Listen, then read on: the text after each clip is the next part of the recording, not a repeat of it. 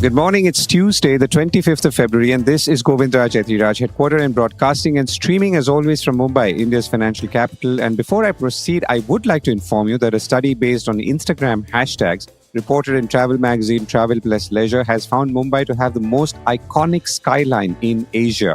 The three global cities ahead of Mumbai are New York, Dubai, and Chicago. Now, back home, the top stories and themes. The stock markets are hammered once again, even as institutional brokerage buy calls rise. We need to transition from an input-centric model to an outcome-centric model, HCL Tech CEO C Vijayakumar tells the core. Rating agency ICRA projects improved revenues on rural revival and increased government spend. Nasscom says Indian IT to grow faster this year and expand workforce. And Apple to hire 20,000 workers in the United States in what could be a definite hit to global sourcing.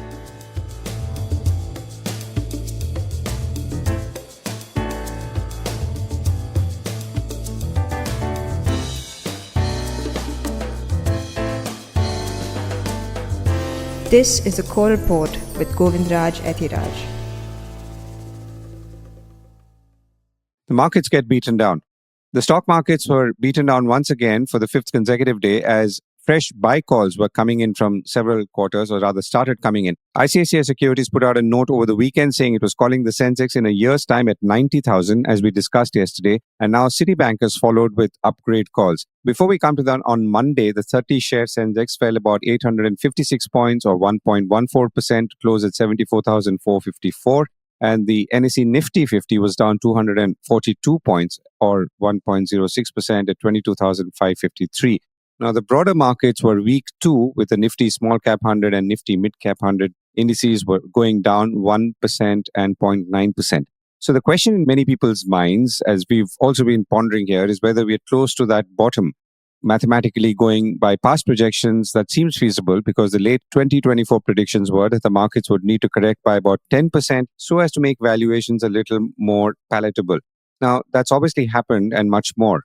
Of course, there are still diverging points of view on current valuations, but then the firm buy calls have begun. The first notable one was ICICI Securities, as we said. The second to join the list was, or rather is, Citigroup Inc., which has upgraded Indian stocks to overweight from neutral while turning underweight on equities in Southeast Asia.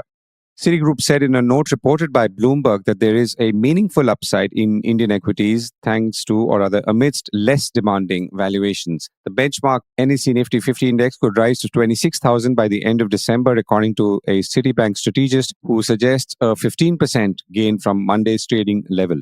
The benchmark NSE Nifty 50 index could rise to 26,000 by the end of December, according to a Citibank strategist, which of course suggests a 15% gain from yesterday's trading levels. Citibank had flagged a limited upside in August last year thanks to earnings risks for the stocks in India. Now, the benchmark index has fallen about 14% from its September peak, with foreign portfolio investors now having net sold about $23 billion of stocks over concerns over slowing economic growth and weak earnings. Now, all of this selling has obviously eased the high valuations to some extent, with the benchmark index now trading at about 19 times its one-year forward earnings estimates compared to 21 times in September. So that's the level at which people are obviously still feeling it's expensive. Bloomberg reported Citi saying that financials and healthcare are amongst key sectoral overweights in the country, while remaining underweight on paints and consumer discretionary stocks. So all of this, of course, links to earnings and how companies are expected to perform in coming quarters, and more on that coming up shortly. Meanwhile, the economy may have rebounded last quarter, growing 6.3% thanks to increased government spending that helped offset weak household demand, according to a Reuters poll of economists who forecasted a relatively modest growth ahead. GDP is predicted to have touched an annual 6.3% in the October to December quarter, up from a near two-year low of 5.4% in the previous quarter, according to that Reuters poll of 53 economists that was conducted between yesterday and the 17th of February. So forecasts for data that's going to be out on the 28th of February ranged from 5.8% to 7.4%, while economic activity as measured by gross value added was estimated to have expanded 6.2%. Elsewhere, gold prices have come back to trade near their record peak thanks to a weaker US dollar, while investors looked ahead to a key inflation report later this week to gauge the Federal Reserve's interest rate trajectory, according to Reuters. Spot gold rose to about $2,947 an ounce on Monday afternoon after hitting a all-time high of $2,954 last week. A big business model shift in India's IT industry. There is a clear shift away from the way India's IT services industry has grown over the last 30 years with people and associated revenue growth, according to C Vijayakumar, CEO of the roughly $14 billion HCL Tech, India's third largest IT services company by revenue, while speaking to me at the sidelines of the Nasscom Technology Leadership Forum happening in Mumbai yesterday. Vijay Kumar's statements are also a somewhat formal and increasingly open acknowledgement by the IT services industry of the impact of AI on jobs and the nature of jobs in the global IT services industry. According to him, the industry needs to transition from an input-centric to a more output and outcome-centric, where you get paid based on how successful the product is in the market, he said. And that kind of mindset, according to him, will change the current services model. And I asked him in an exclusive interview why this was happening and what were the circumstances surrounding this change. And now is the moment the decoupling should happen. We're already seeing the decoupling. And that means more outcome centric, more into people based services, more platform based services. From just services, it's more IP and services. So I think these are some of the shifts that we need to make. It's not that it's completely new. Already, a lot of industry has some segment of their business in this model, but we need to really amplify that. And what is propelling it right now? As in, if you're saying there is a linear shift towards... It's the productivity unlock that generative AI is able to do, whether it is software development. We think there is 20 to 30% productivity improvement possible in the entire end-to-end life cycle of software development. So we built a platform called AI Force, which uses some of the traditional available language models, but it really covers the end-to-end life cycle of software development. It's just not coding, it's design, it's deployment, it's support, all of that. And if you want to make a change to an existing software, right, to make a change impact analysis for depending on what the change is, sometimes it might take 3-4 weeks for an engineer to come up with, or a team to come up with these are the changes. But with generative AI, you can get that output in less than half an hour, right? So that is the kind of a change which is unlocked. So if I can ask you to illustrate once again. So let's say you were working for a big bank or a retail chain. What's the kind of problem that they would have given you 10 years ago, and how would that get solved right through the stream, and how will you do it differently, or rather how would it be done today, which reflects the productivity savings and everything that you're talking? Good example would be like a financial services firm where we are part of a very large transformation program. The client is spending almost $1 billion a year, and it's a 5-year transformation program. It'll be probably in the second year. Now, with generative AI, we have showcased in certain segment how can the entire program be done in 30% lesser time. So the 5-year program can be done in 4 years, which is, of course, $1 billion plus saving. But more important is the time to market. If you're able to get those features, capabilities, if you can launch the modernized platform 1 year ahead of time, then it's a huge business value that gets created. So I think these are the conversations which we are having, and it's fundamentally different. And how can you lead these conversations with clients to showcase that you can do something much faster that will create faster time to market? And those are the types. And a lot of this is still rolling out. So are you able to predict sort of substantively that this is the cost saving I will be able to bring in time, for example? Yeah. So it's an iterative process. So we constantly engage with our customers by what we call as art of the possible, right? So a study that is done in a limited way demonstrates that you can do things faster. It does not mean that the entire thing can be done. So you will have to onboard the client. Client also should be willing to walk the path with you, right? You kind of define an art of the possible, walk the path with the client. There will be some changes in the way, and as long as you have a good understanding with the client, it's a new technology. It's a change management is very significant in this. So you need clients' cooperation and full involvement to make this happen. So you really have to onboard the client in this journey, and then the outcomes that you get out of this journey can be shared. The value can be shared. So when you talked about the art of the possible, so what is possible today in a way that you could define it for people who will be watching this, and what is not possible today?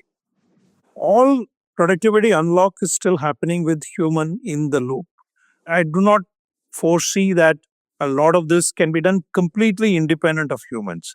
I think that's probably a little bit of misconception which we need to kind of deal with.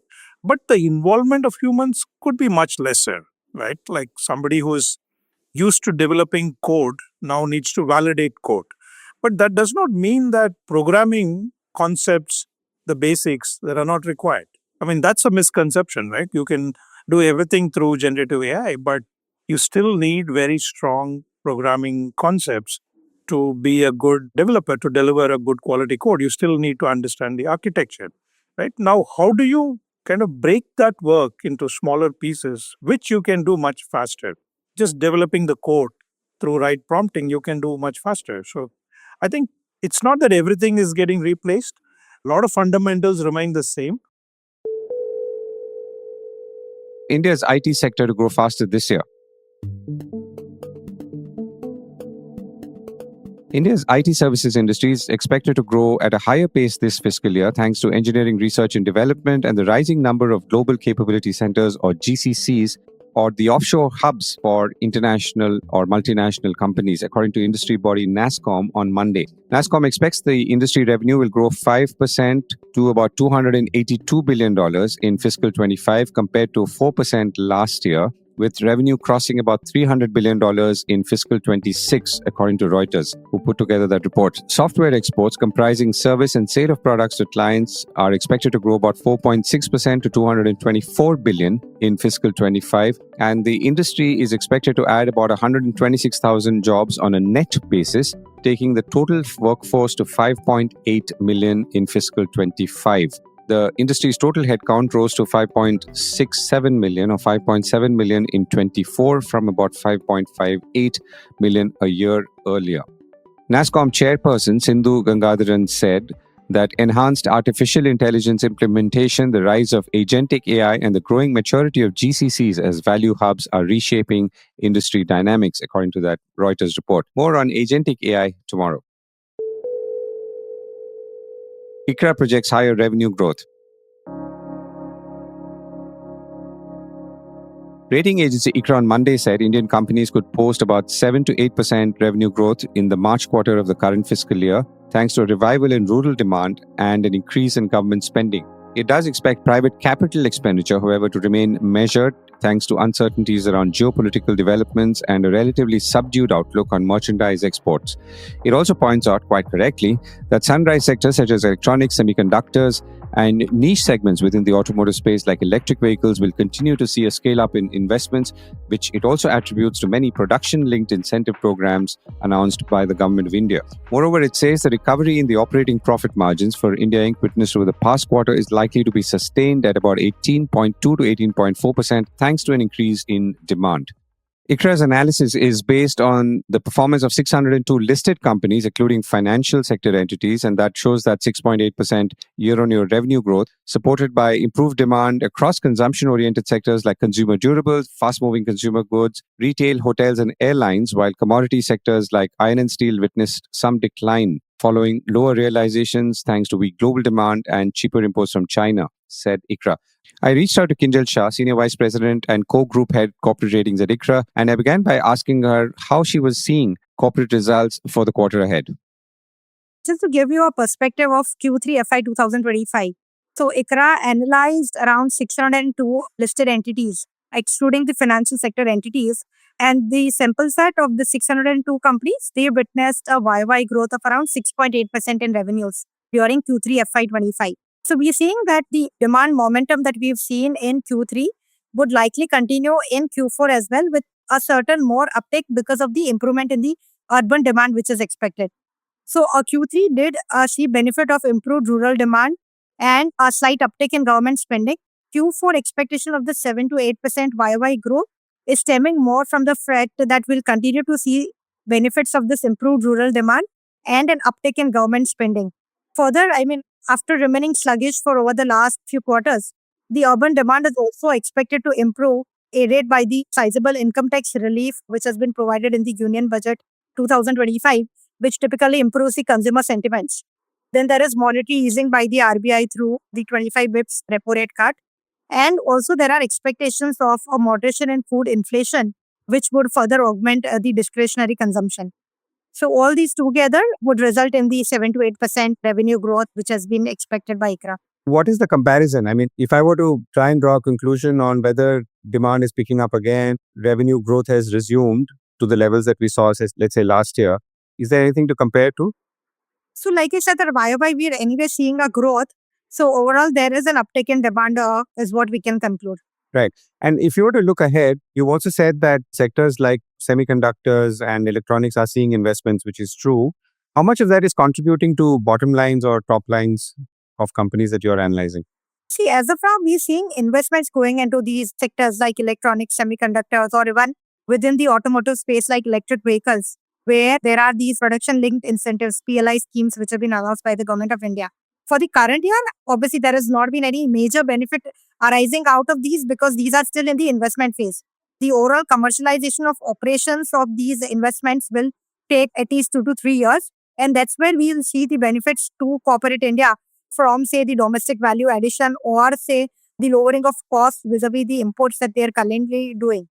So as of now, we wouldn't attribute much benefit to the revenues or profit margins because of these investments that are ongoing. Between rural and urban, you're saying rural has revived and urban is also likely to see a revival because of the factors that you just mentioned. What is the stronger driver at this point and how could that be for the next quarter? Right. So again, just stepping back, I mean, earlier last year, we'd seen that there was a lot of pressure on the rural demand because of the variant monsoons at various times of the years. Obviously, the government spending was also not that great. Now, I mean, in the current year, what we've seen is that the rural demand has improved. For the current calendar year, if I were to talk about H1 CY25, we expect it to remain upbeat, aided by the robust output for most kharif crops and the favorable outlook for the ongoing Rabi season. Beyond that, obviously, a normal and well-distributed monsoon season in 2025 will also be very crucial to support the agricultural outcomes and food prices. So while this will remain the key driver and the impact on the overall economic growth, what we've also seen is the slowdown in the urban demand over the last few quarters because of the curtailment on the discretionary spending. So typically, this urban demand is more driven by consumer sentiments. So when sentiments are weak, the demand also reduces. So like I mentioned that because of certain positives that we've heard about recently in terms of the income tax benefits, repo rate cut, etc., that will help boost the consumer sentiments and also help fuel the urban demand. Have you seen or are you able to compare this with any time in the past where, let's say, I don't think we've seen such a large income tax relief, but let's say you have 100,000 crores worth of tax relief and what that could potentially do? Is there some way of calculating that? Is there any historical precedent? Difficult to directly attribute it as in how much that savings could result in a growth in demand or uptick in the revenue growth. But there is the qualitative element associated with it. So like I said, I mean, the demand is largely driven by consumer sentiment.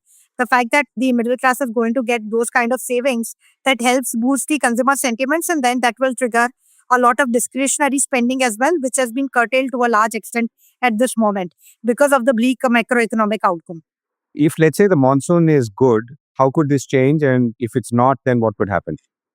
As of now, I mean, it's too early to comment about how the monsoons would be, but typically what we expect during the start of the year is that there will be a normal monsoon. That's going to be the expectation.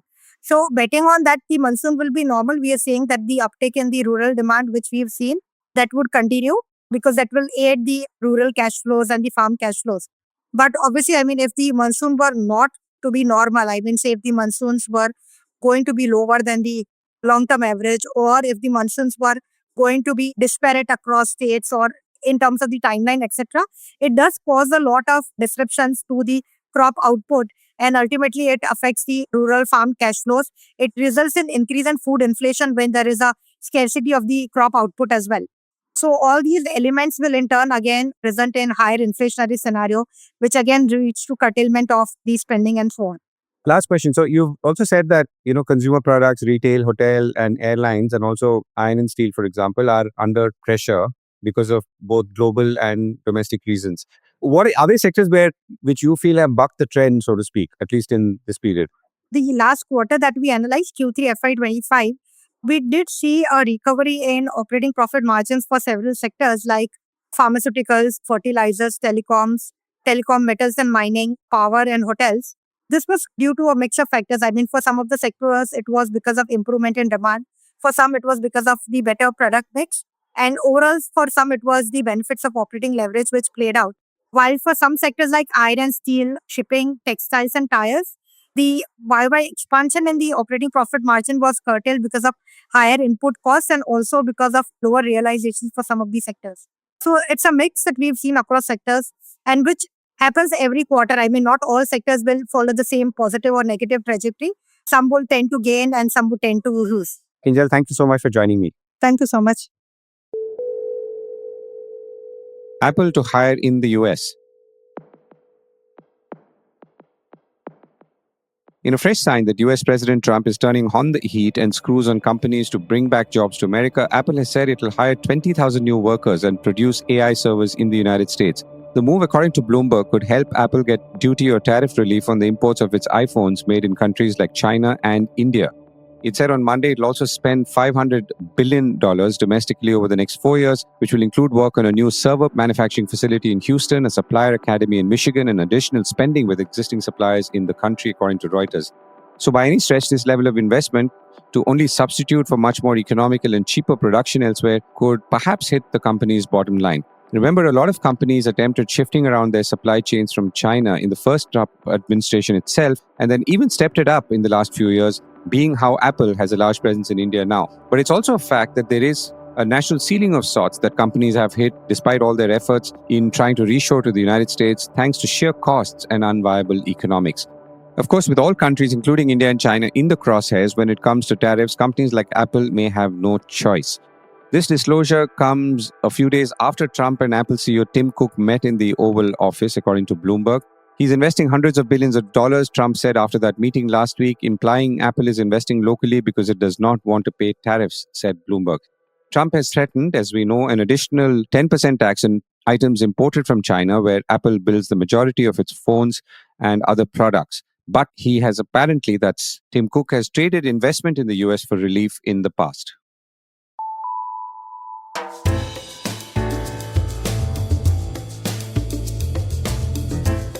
That was the Core Report with me, Govindraj Ethiraj.